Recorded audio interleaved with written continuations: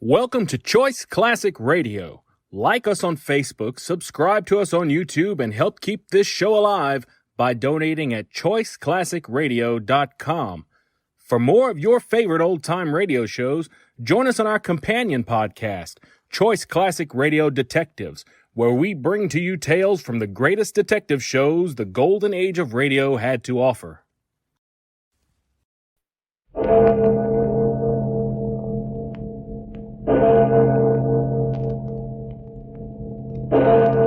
Murder at midnight. Listen, do you hear them? Do you hear the bells?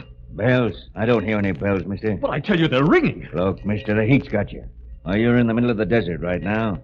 There ain't any bells within 100 miles of here. But there must be. There has to be. Murderer? No! No! No! No!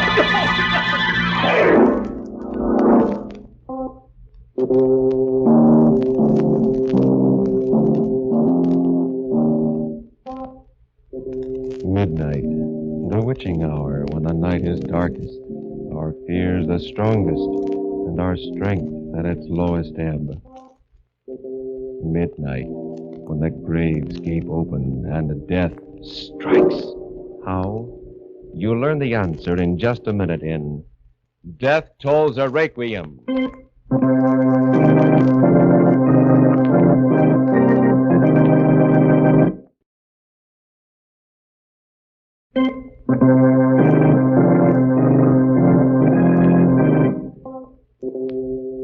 And now, Murder at Midnight. Tales of mystery and terror by radio's masters of the macabre. Our story by Max Ehrlich is Death Tolls a Requiem. I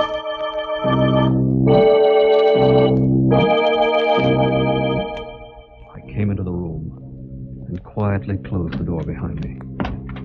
It was a room ready and waiting for death. The curtains were drawn, blotting out the bright afternoon sunlight. The air was hot and stifling, the silence oppressive and unearthly. I stared down at the face of the old man in the bed. The old man I hated. His eyes were closed, two sunken shadows against the white, wrinkled skin. His waxen hands hung limply over the coverlet.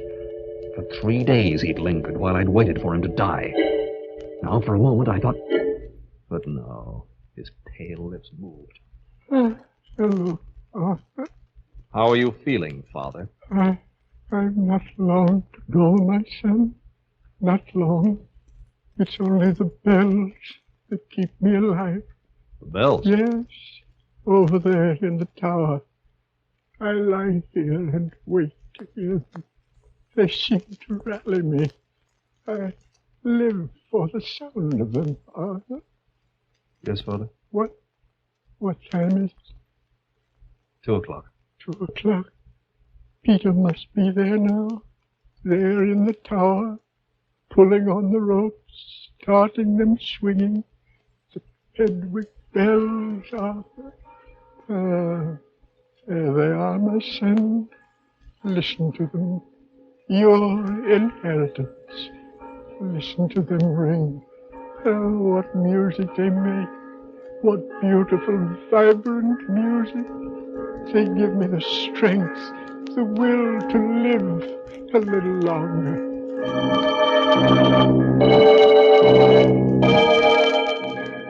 How I hated him, this sentimental old fool, my father. He'd spent $500,000 to bring those bells over from Pedwick, England, the place of his birth. And with them he'd brought the bell tower, brick by brick, and the English bell ringer, Peter Griggs. $500,000, my inheritance, hung in that bell tower. There was no money left, nothing. My father had lost everything, left me nothing. Nothing but those accursed bells. Ding dong, ding dong. They seemed to mock me, taunt me, jeer at me. I hated the very sound of them. But the old fool in the bed babbled on. Oh, my son, those bells bring back the past to me. When I was a boy in Pedwick, I heard them toll out the hour, every hour.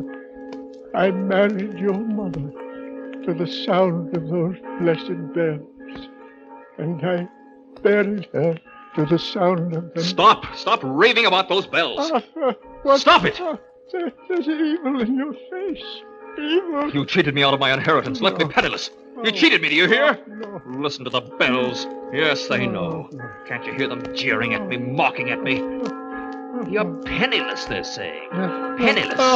Penniless. Die, you old fool. Die. Die.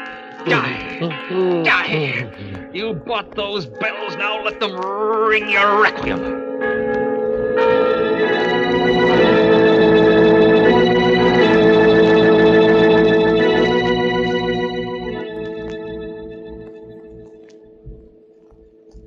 The bells stopped finally.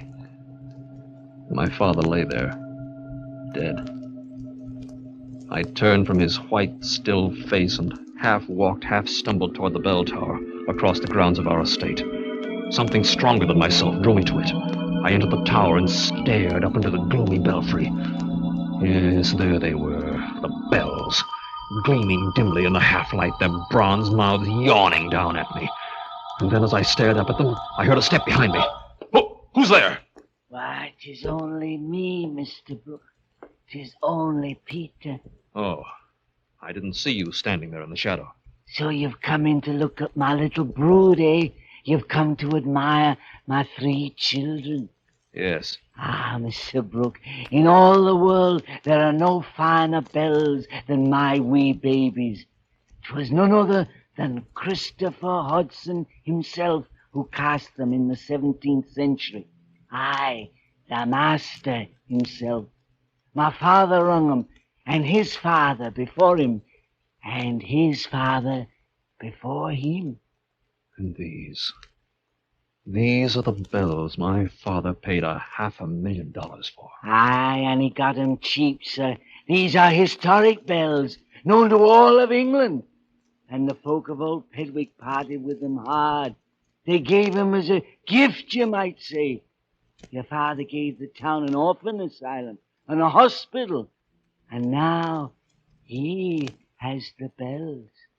And now they'll hang up there forever. Aye, and 'tis well, for they're in good hands. Your father is of old Pedwick, sir, and like me, he loves the bells and knows what they say when they talk.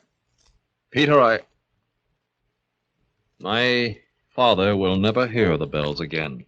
Eh, what do you mean by that, sir? He died 15 minutes ago. Huh? Oh, Mr. Brooke, dead? Yes. Oh. Dust we are, and to dust we shall return. So 'tis written, and so shall it be. Oh, he was a fine man, sir. Thank you, Peter. Both me and my children up there. We'll miss him. Aye, we'll miss him sore. Oh, little Davy, Big George. Oh, my beautiful Betty, my pretty hussy. Do you hear? The master is dead. You call the bells by names? You talk to them? I like a father to his children, and they talk to me. They talk to you. The bells talk to you. Aye, and why not? They have tongues, and they have hearts and souls. Come, my babies. The good master is dead. Come, little Davy. Cry the sad tidings. Come, Big George, awake. Cry one's heart out. Weep, my winsome Betty. Weep, girl. Weep, little dear. The master is dead. Sing! Sing a sad song, my lady one, my beloved one. Higher and higher! Weep, my babies. Pour out your tears. Cry out to the countryside. The master is dead! I watched him, fascinated, as he pulled one rope, then another, and worked another bell by means of his foot thrust through a loop in a third rope. The bells rang and clanged, throbbed and echoed, beat against my brain in jangling tones and overtones. I looked up at them as they swayed, and their mouths seemed to accuse me of my father's death. I couldn't stand it. I couldn't stand it any longer. I turned and ran from the bell tower.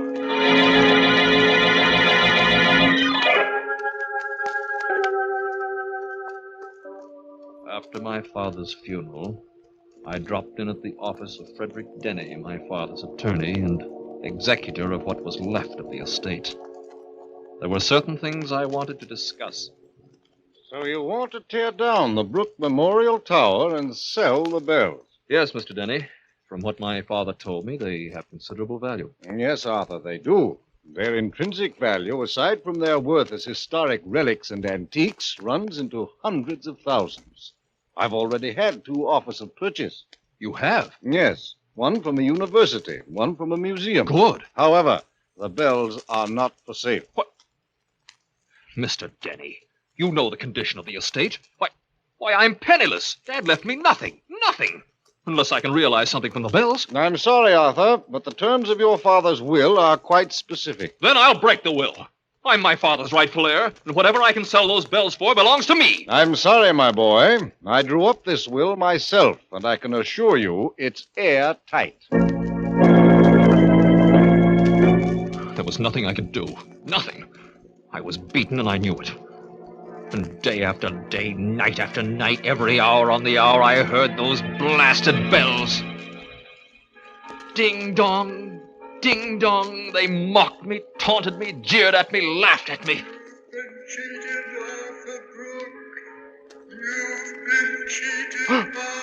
They seemed to talk to me. They talked to Peter the bell ringer, and now they talk to me. Mocked me every hour on the hour. Oh, I hated them, cursed them, blocked my ears against them, but they kept on ringing and ringing and ringing until I thought I'd go mad. Finally, I could stand it no longer. I had to silence those hateful bells once and for all. I had to still their cursed tongues forever. That night late, I went to the bell tower, fevered, in a kind of frenzy, determined to blot out their voices somehow. I entered the bell tower. Peter was there ringing the bells. Peter! Aye, Mr. Brooks. Stop ringing those bells! Stop it, I say! Huh? Stop the bells? Yes, now! Now, do you hear? No, I will not. There's evil in your face. You don't like the bells like your father. You hate my little children. You mean them harm. I told you to stop those bells. I'll make you stop! Mr. Brooks, what do you got? No. My throat. You're choking me. You'll never ring those cursed bells again. I can't breathe.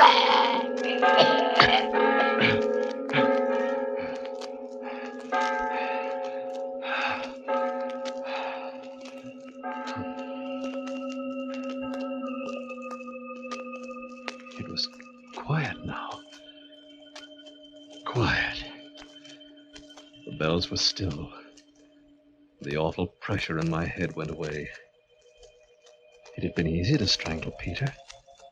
His foot had caught in the pedal noose of the bell rope. And he never had a chance. Now I had to make it look like an accident, like suicide. I picked the bell ringer up, tied one end of the bell ropes around his neck, and gave him a long push. Back and forth. Back and forth. He swung in the bell tower like a grotesque pendulum, the rope creaking under his weight.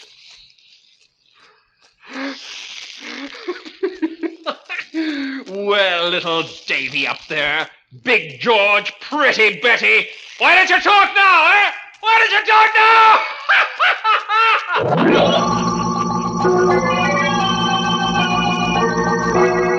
The man going mad with the sound of the bells, shaking his fist and laughing at his bronze torturers as he stops them from striking 12 for Murder at midnight.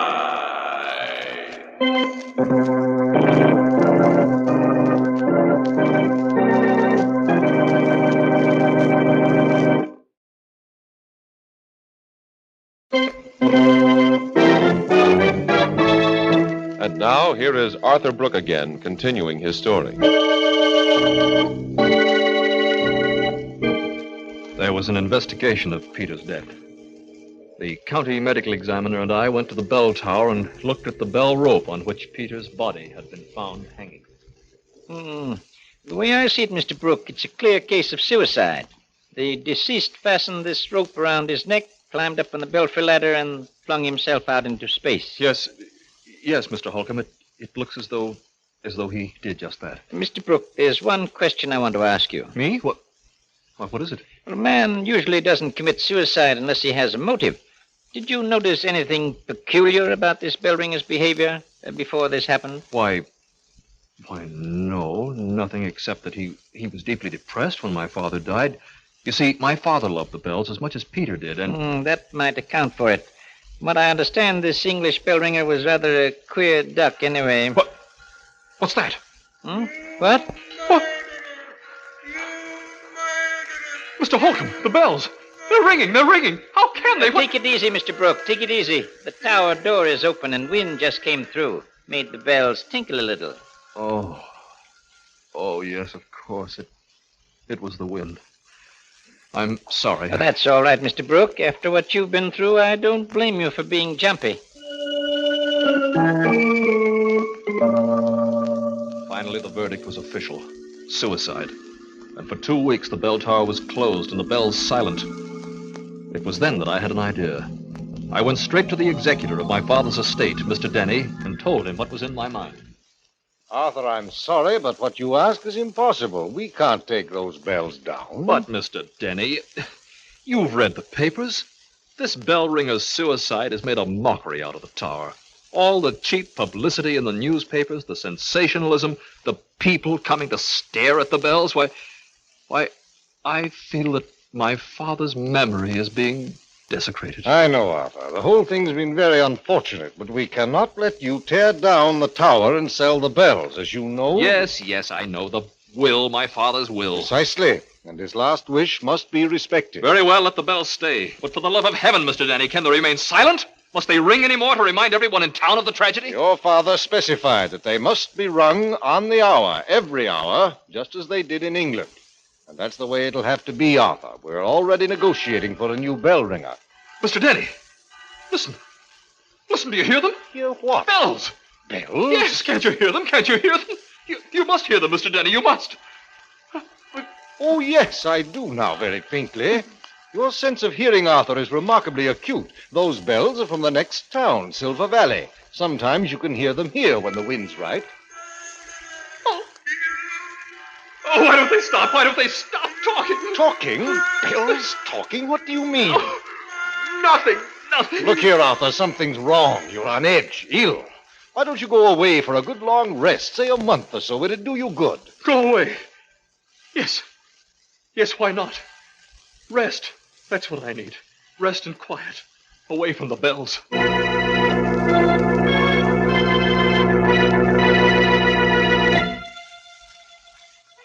There was a quaint little inn I knew in the mountains, 100 miles away.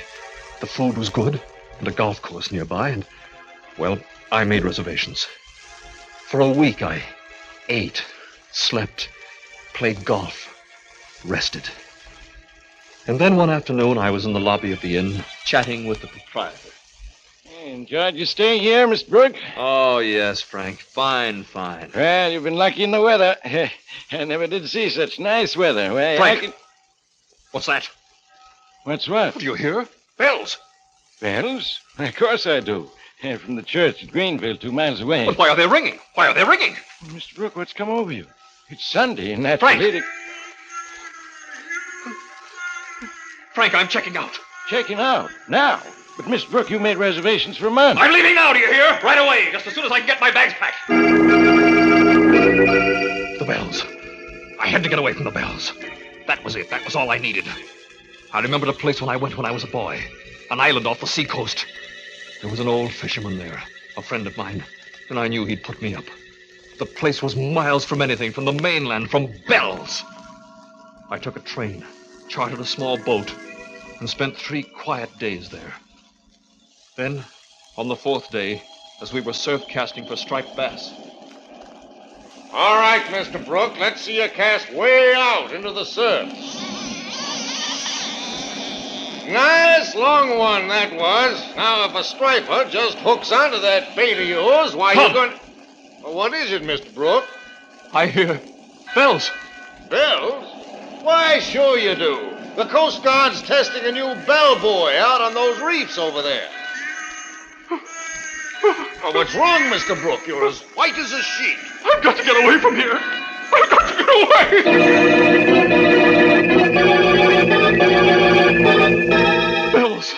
Bells. Everywhere I went, they pursued me, ringing their accusations in my ears. I left the island, got into my car, drove. I didn't know where I was going. I didn't care. I just had to get away from those bells. And then, some days later, I was driving through a desert area in the southwest. I was deep in the desert, reeling off mile after mile on the highway when suddenly from far off I heard bells. I set my teeth, gripped the steering wheel tight. Enough was enough. I'd fight them now. Fight them to the bitter end. I wouldn't let them master me, tear me apart, drive me mad. No! I had to beat them, and I'd do it now! I drove on and on and on, and the bells followed me. They must come from a train running parallel to the highway somewhere over the rim of the desert. Yes, it must be a train. It couldn't be anything else. Mile after mile I drove, and mile after mile the bells followed me. I began to wonder, when would the tracks cross the highway? Tracks always crossed highways somewhere. They just didn't run parallel indefinitely. And then up ahead, I saw some trucks and men. It was a construction crew fixing the road. I stopped the car and hailed the foreman. Yeah? What is it, mister? Doesn't the train cross the highway somewhere up ahead? Train? What train? There's no railroad in this area of the desert. But there must be. I hear train bells. Bells? I don't hear any bells, mister. But I tell you, they're ringing. Look, mister, you must have sunstroke or something. There ain't no train within 100 miles of here. But there no must bells be. either. There must be. There has to be.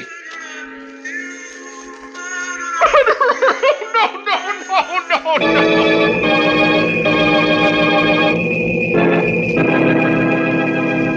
Now I knew what I had to do. I had to go back to the estate, back to the Brook Memorial Tower, and destroy the accursed bells I'd inherited. I had to close their bronze mouths, pull out their wagging tongues, smash their glittering faces. They had possession of me. They were driving me out of my mind. I had to free myself of them once and for all. Only then would I be at peace. I headed for home. And every mile, every hour, the bells pursued me, ringing in my ears day and night, pounding and relentless.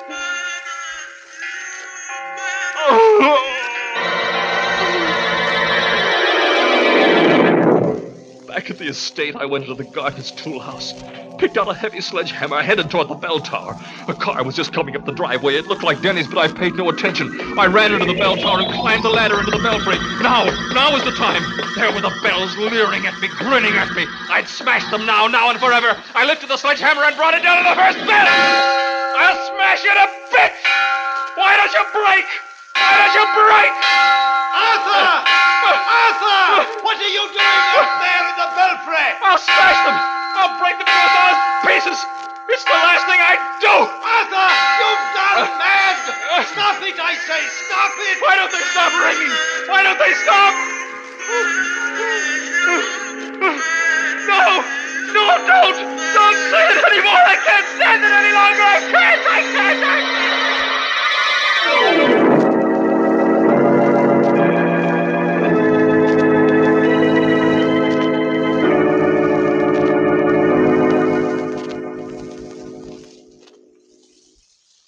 Dr. Williams, I must compliment you on this mental institution of yours. It's run very efficiently, one of the finest in the state. Thank you, Professor. Oh, by the way, it must be close to midnight. I didn't expect to stay here this late, but it was so interesting. And what is the time, anyway? Well, I don't have a watch on me, Professor, but... just a second. Listen. The bells! There they go again! There they go! Can't you hear them? Stop them! Stop them! The time now, Professor Alvin, is exactly midnight. How do you know that, Doctor? That patient you just heard, Professor, the one who just cried aloud, is a very remarkable case. A human timepiece. He has no watch, of course, but every hour on the hour, he hears bells. He hears bells every hour on the hour? Precisely, Professor Alvin. And he's never more than a second or two out of the way.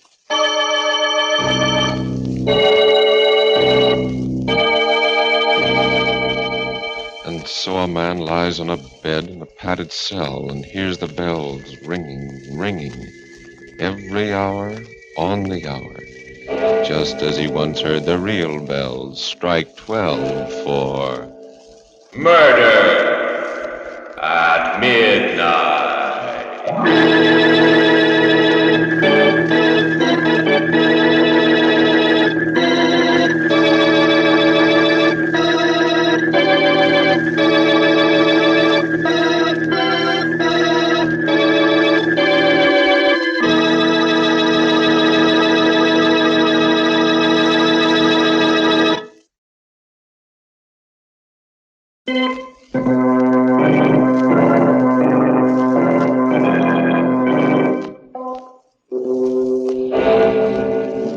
Remember to be with us again when death tolls a requiem and the clocks strike 12 for Murder at midnight.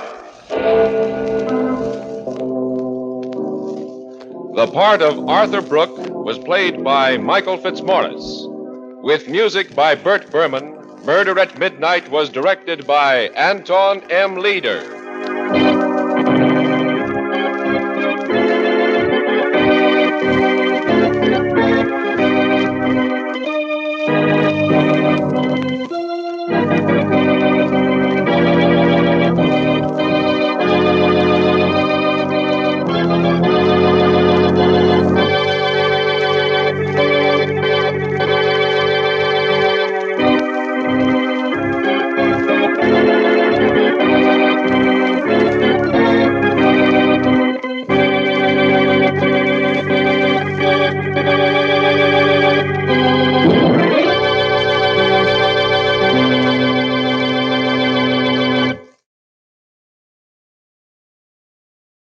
That concludes today's episode. We'd like to thank you and remind you to donate at choiceclassicradio.com.